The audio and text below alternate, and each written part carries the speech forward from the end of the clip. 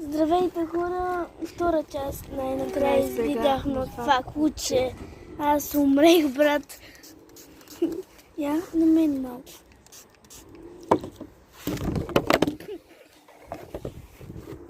Тя ми даде на ръцете.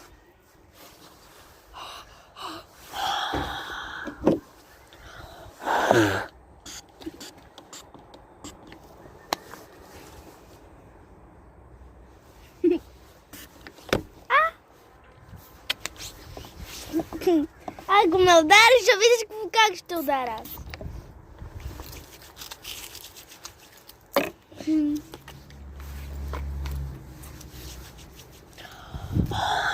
Се прави.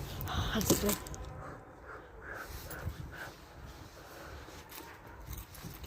Това са всички бомбони от чанс. Аз имам повече. Защото аз почти го изядох всички. Или някой ще ми чанс. Това поделяме. Това не, това не е мое.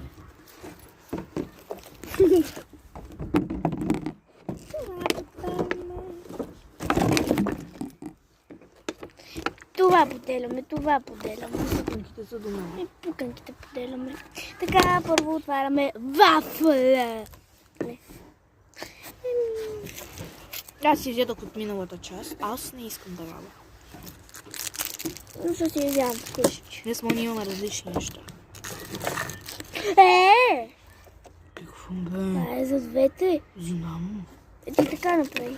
Ай, добре. Ето, да си покажем бизалките на едно, две. Чакай. Едно, две, три. Коя е по-хубава? Да си показваме бомбоните, които са различни. Едно, две, три. Три! Едно, две, три. Първо виделката шоу. Моите, които са еднакви. Тя има два, аз имам един. Моите, които са еднакви. Аз имам по-голяма блиделка.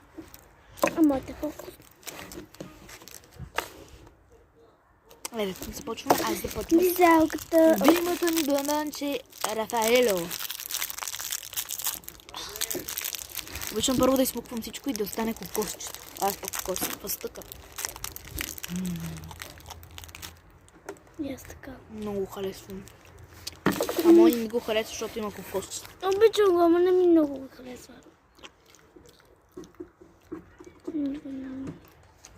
Искаш ли го това с кокоса? Знам. О, взимай го.